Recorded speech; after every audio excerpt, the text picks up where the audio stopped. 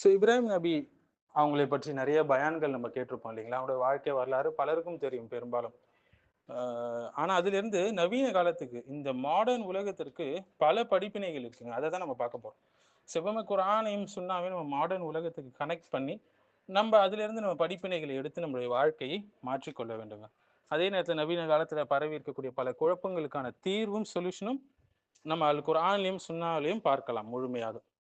So இன்றைய காலத்தில் இருக்கக்கூடிய பெரிய பிரச்சனையில ஒன்றுதான், ஸோ எல்லா மதங்களும் சரிதான் என்று ஒரு குழப்பம் இருக்கு இல்லைங்களா இந்த காலத்துல. ட்ரூத் இஸ் ரிலேட்டிவ் என்று சொல்லுவாங்க. உங்க ட்ரெடிஷனை நீங்க ஃபாலோ பண்ணுங்கன்னு சொல்லுவாங்க இல்லைங்களா?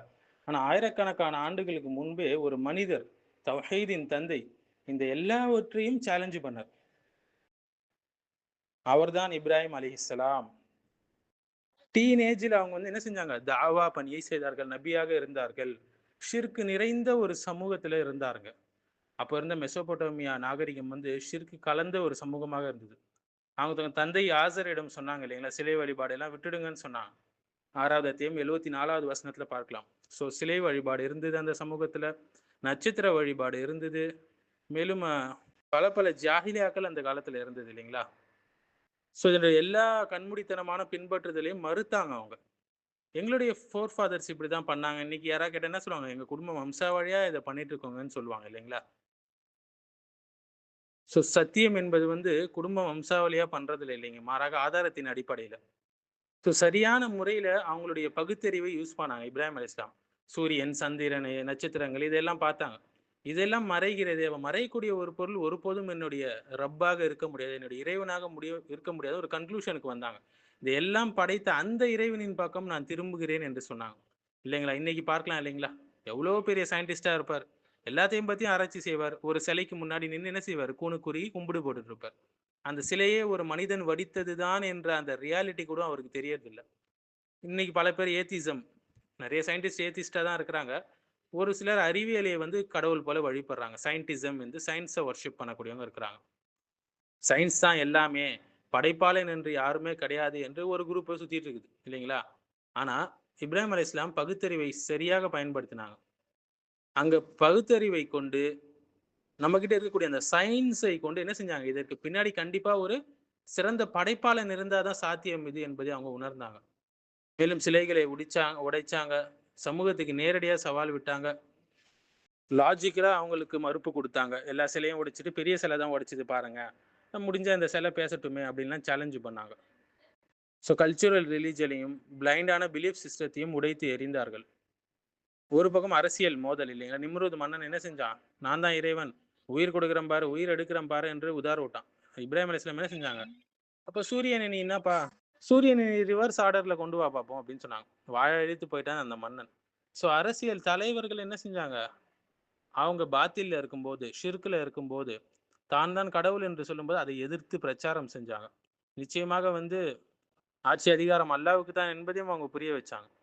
அதனால நெருப்புல தூக்கி எறியப்பட்டாங்க. இருந்தாலும் நெருப்பு அவங்கள ஒண்ணும் செய்யல. சத்தியம் பேசப்படும்போது சோதனைகள் நிறைய வருங்க. நம்ம உயிருக்கே கூட சோதனை வரும். ஆனால் அல்லாஹ் சுப்ஹானஹு வ தஆலா நம்மளை பாதுகாப்பான் என்ற இந்த எண்ணம் இருக்கும்போது, அந்த சோதனைகள்ல இருந்து அல்லாஹ் நம்மை பாதுகாப்பான். ஒவ்வொரு சத்தியமும் தியாகங்களோடு தான் வரும். சும்மா அப்படியே உட்கார்ந்துட்டு இருந்து நீங்க சத்தியத்தை பின்பற்றிட முடியாது. ஸோ இன்னைக்கு இருக்கக்கூடிய ஃபியர் ஆஃப் சொசைட்டியை ஃபியர் பண்றது, கேன்சல் கல்ச்சருக்கு ஃபியர் பண்றது எல்லாத்தையும் என்ன செஞ்சாங்க? இப்ராஹிம் அலைஹிஸ்ஸலாம் உடைத்து எறிந்தாங்க. சத்தியத்துல நிலைத்து நின்னாங்க. அல்லாஹ்வின் பாதையில ஹிஜ்ரத் செஞ்சு போனாங்க. தன்னுடைய சொந்த நிலத்தை விட்டு ஹிஜ்ரத் செஞ்சு போனாங்க. சத்தியத்தை காப்பதற்காக பல சோதனைகள், பல தியாகங்களை அவங்க செஞ்சாங்க. ஸோ இஸ்லாம் என்பது கம்ஃபோர்ட்லயே இருக்கிறது இல்லைங்க. கம்ஃபோர்ட் ஜோன்லயே இருக்கிறது இல்ல. இஸ்லாம் என்பது தியாகங்களின் அடிப்படையில உள்ளது. அப்பதான் அவங்களுடைய ஈமான் உண்மை என்று நம்ப தெரிந்து கொள்ள முடியும். தன்னுடைய மகனையே தியாகம் செய்ய துணிஞ்சாங்க இல்லைங்களா? ஸோ தந்தை மகனுடைய உறவு எப்படி இருக்க வேண்டும் என்பதும் இந்த இடத்துல நமக்கு தெரிகிறது. ஆனா இன்னைக்கு பார்க்கலாம்ல, என்னுடைய ஃபீலிங்ஸ் தான் என்னுடைய மதம், என்னுடைய வழி, என்னுடைய நேர் வழி என்றெல்லாம் சொல்லுவாங்க. தங்களுடைய மனோ இச்சையை பின்பற்றி அதை தங்களுடைய மதமாக, மார்க்கமாக ஆக்கிக் கொண்டவர்கள் நிறைய பேர் இன்னைக்கு இருக்காங்க. ஆனா மாறாக மனோ இச்சையை பின்பற்றக்கூடாது. அல்லாஹ்வுடைய கட்டளை தான் பின்பற்ற வேண்டும். நமக்கு அது புரியவில்லை என்றாலும், நமக்கு சிரமமாக இருந்தாலும் சில வேளைகள் என்று அதை பின்பற்றினார்கள் இப்ராஹிம் அலைஹிஸ்ஸலாம். அதில் வெற்றி கண்டாங்க. காபாவை கட்டினாங்க. இப்ராஹிம் அலைஹிஸ்ஸலாமும், இஸ்மாயில் அலைஹிஸ்ஸலாமும் சேர்ந்து. ஸோ குடும்பம் என்ன செய்யணும்? ஒரு ஒர்க் டுகெதர் இருக்கணும். குடும்பமே சேர்ந்து தீனை நிலைநாட்ட முயற்சிக்க வேண்டும். அப்படி நிலைநாட்டும் போது அந்த குடும்பத்தை அல்லாஹ் உயர்த்துவான் இம்மையிலும், மறுமையிலும். அவர்களை பிற்காலத்தில் உள்ள மனிதர்களுடைய நாவுகள்ல அவங்களுடைய பெயர்களை வர வைப்பான். எத்தனையோ மோசமான பெரிய பெரிய ராஜாக்கள், ஆடம்பர ராஜாக்கள்லாம் இருந்தாங்க. அவங்க பேர்லாம் வரலாற்றுல குறிப்பிடப்படல. ஆனா மக்கள் மத்தியில், மக்கள் உள்ளத்தில் இருப்பது யார்? இந்த தௌஹீதை நிலைநாட்டியவர்களுடைய பெயர் தான் இன்று வரை மக்கள் மத்தியில் பிரபலமாக இருக்கிறது.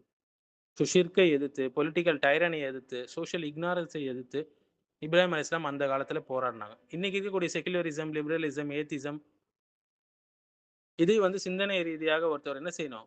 மறுக்கணும். சிந்தனை ரீதியாக இதை எதிர்த்து போராடணும் என்ற விஷயங்கள் எல்லாம் இப்ராஹிம் அலைஹிஸ்ஸலாமுடைய வாழ்க்கையிலிருந்து நமக்கு கிடைக்கக்கூடிய படிப்பினைகளாக இருக்குங்க. இப்ராஹிம் அலைஹிஸ்ஸலாமுடைய மார்க்கத்தை நீ பின்பற்று என்று அல்லாஹ் சுப்ஹானஹு வ தஆலா சொல்றான். 16வது அத்தியாயம் 123வது வசனத்துல. ஏனென்றால் அவர் ஒரு மனிதர் மட்டுமல்ல. ஒரு உம்மத்தாக அவங்க இருந்தாங்க. சில பேர் தான் அவங்கள ஏற்றுக்கொண்டாங்க. பலர் அவங்களை நிராகரித்தாங்க. ஸோ உலகம் மாறலாம். உண்மை ஒருபோதும் மாறாதுங்க. இப்ராஹிம் அலைஹிஸ்ஸலாம் காட்டிய தௌஹீதுடைய பாதை இன்று கூட பல பிரச்சனைகளுக்கு, ஜாஹிலியாக்களுக்கு ஒரு தீர்வாக இருக்கிறது. இப்ராஹிம் அலைஹிஸ்ஸலாமோட வாழ்க்கையை பாருங்க. ஷிர்க்குக்கு எதிராக அவங்க போராடினாங்க. இன்றைக்கு இருக்கக்கூடிய நவீன ஷிர்காக நாத்திகம், மேலும் மெட்டீரியலிசம், ஏத்திசம் இது எல்லாமே இருக்குங்க. ஸோ இதற்கு எல்லாத்திற்குமான மறுப்பு இப்ராஹிம் அலைஹிஸ்ஸலாமுடைய வாழ்க்கையை நம்ம தெளிவாக படிக்கும்போது, ஆழமாக படிக்கும்போது நமக்கு தெரியும். ஸோ அந்த காலத்துல வந்து சிலைகள், நட்சத்திரங்களை வழிபட்டாங்க. இன்னைக்கு பணத்தை வழிபடுறாங்க. பணம் தான் எல்லாமே. இன்றைக்கு அறிவியலை வழிபடுறாங்க. அறிவியல் தான் இறுதி உண்மை என்று. ஸோ இதற்கு எல்லாமே இப்ராஹிம் அலைஹிஸ்ஸலாமுடைய வாழ்க்கையில மறுப்புகள் இருக்கு. ஸோ அந்த காலத்துல கற்களை, சிலைகளை வணங்குனாங்க. இந்த காலத்துல சிஸ்டத்தை வணங்குறாங்க. அறிவியலை வணங்குறாங்க. மனோ இச்சையை வணங்குறாங்க. அடுத்து கண்மூடித்தனமான பின்பற்றுதல், கலாச்சார இஸ்லாம் இதற்கு எதிராக இப்ராஹிம் அலைஹிஸ்ஸலாம் வந்து அவங்களுடைய வாழ்க்கையில் நமக்கு நிறைய படிப்பினை கிடைக்குங்க.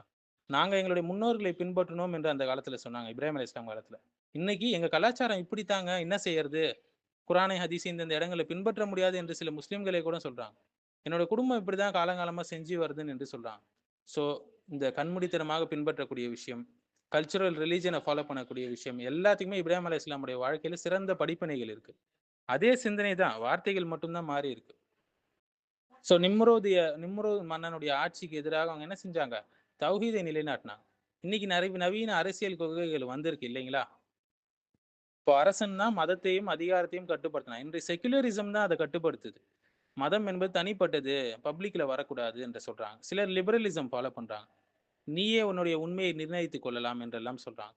ஸோ அந்த காலத்துல ராஜா ஆதிக்கம் செலுத்தினாரு. இன்னைக்கு இருக்கக்கூடிய செகுலரிசம் சிஸ்டம் தான் ஆதிக்கம் செலுத்துது. ஸோ இதற்கும் நமக்கு இப்ராஹிம் அலைஹிஸ்ஸலாம் காலத்துல அவனுடைய வாழ்க்கையில பல படிப்பினைகள் இருக்கு. ஏன்னா அதிகாரம் முழுவதும் அல்லாஹ்வுக்கு மட்டும்தான். அடுத்து சமூக பயத்துக்கு எதிரான, கேன்சல் கல்ச்சருக்கு எதிரான ஒரு போராட்டத்தை இப்ராஹிம் அலைஹிஸ்ஸலாம் செஞ்சாங்க. இப்ராஹிமை எரித்து விடு என்று அந்த காலத்துல சொன்னாங்க. இன்னைக்கு அவரை எரித்திடுங்க. சொல்லால் எரித்து விடுங்க. செயலால் எரித்து விடுங்க. அவரை கேன்சல் பண்ணுங்க ஃபர்ஸ்ட்ன்னு சொல்லி கேன்சல் கல்ச்சர் இருக்கு. அவரை வந்து உடலை எரிக்க சொல்லி சொன்னாங்க. இன்னைக்கு சமூக ஊடகங்கள் அழுத்தம் மூலியமா என்ன செய்றாங்க? ஒரு மனிதரையே எரிச்சிறாங்க. கேன்சல் கல்ச்சர் பண்ணிடுறாங்க. அந்த காலத்துல நெருப்பு, இன்ற காலத்துல கண்ணியத்தை அழிக்கிறாங்க. அந்த காலத்துல நெருப்பை கொண்டு உடலை எரித்தாங்க. இன்னைக்கு இந்த காலத்தை கொண்டு கண்ணியத்தை அழிக்கிறாங்க. ஸோ உண்மையை சொல்ல தைரியம் வேண்டும் என்பது இப்ராஹிம் அலைஹிஸ்ஸலாம் வாழ்க்கையில நமக்கு கிடைக்குதுங்க. அடுத்து ஃபேமிலி பிரஷர்.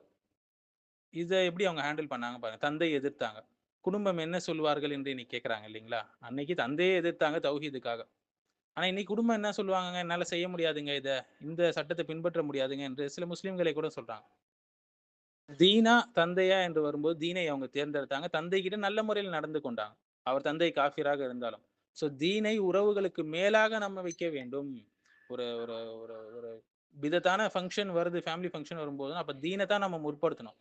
எனக்கு உறவுகள விட்டு போயிடக்கூடாதுன்னு சொல்லி அந்த இடத்துல அவங்க போகக்கூடாது. உறவுகளை விட தீனை முற்படுத்த வேண்டும். அடுத்து உலக ஆசையை எதிராக போராட்டத்தை இப்ராஹிம் அலைஹிஸ்ஸலாம் செஞ்சாங்க. பல தியாகங்கள் செஞ்சாங்க. ஸோ இந்த காலத்துல அந்த காலத்துல வந்து ஹிஜ்ரா செஞ்சாங்க இப்ராஹிம் அலைஹிஸ்ஸலாம். தன்னுடைய தாய் நாட்டை விட்டு சென்றார்கள். ஆனா இன்னைக்கு கம்ஃபோர்ட் ஜோன்க்குள்ளேயே இருந்துகிட்டு நெறைய பேர் என்ன சொல்றாங்க? அதை விட்டு வெளியே வர முடியாதுங்க. சிரமமா இருக்கும். என்று சொல்லி சின்ன சின்ன விஷயங்கள தியாகம் செய்ய அவங்க மறுக்கிறாங்க. ஆனா இப்ராஹிம் அலைஹிஸ்ஸலாம் ஹிஜ்ராவே செஞ்சாங்க. உலக ஆசைக்கு மறுத்து, உலக ஆசைக்கு எதிராக அவங்க செயல்பட்டாங்க. ஸோ ஈமான் என்றாலே தியாகம் ஆட்டோமேட்டிக்கா வந்துருங்க. ஸோ மகனை அறுக்க வேண்டிய சோதனை அவங்களுக்கு கொடுக்கப்படுது. அல்லாஹ் அவங்களை பாதுகாத்தான். இன்னைக்கு காலத்துல நம்மளுடைய விருப்பத்தை நாம் அறுக்க வேண்டும். நம்மளுடைய மனோ இச்சையை அறுக்க வேண்டும். நம்மளுடைய உணர்வுகளை, இஸ்லாமுக்கு எதிராக இருக்கக்கூடிய உணர்வுகளை அறுக்க வேண்டும். இஸ்லாம் என்பது முழுவதுமாக கீழ்ப்படிவது. பேச்சு வார்த்தைக்கெல்லாம் இடமில்லை.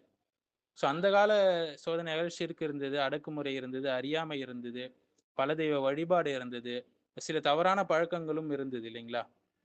ஆனா இன்றைய கால ஃபித்னாக்களாக இந்த ஏத்திசம், லிபரலிசம், கலாச்சார இஸ்லாம், கல்ச்சுரல் ரிலிஜன் எல்லாமே வந்துருச்சு. ஸோ இப்ராஹிம் அலைஹிஸ்ஸலாம் உடைய ஒரு வாழ்க்கை ஜஸ்ட் ஒரு வரலாறு மட்டும் இல்லங்க. கதை மாரி படிச்சு போறதுக்கு. அது பல ஃபித்னாக்களுக்கு இன்றைய நவீன காலத்துல இருக்கக்கூடிய ஃபித்னாக்களுக்கு ஒரு சிறந்த தீர்வை வழங்குது.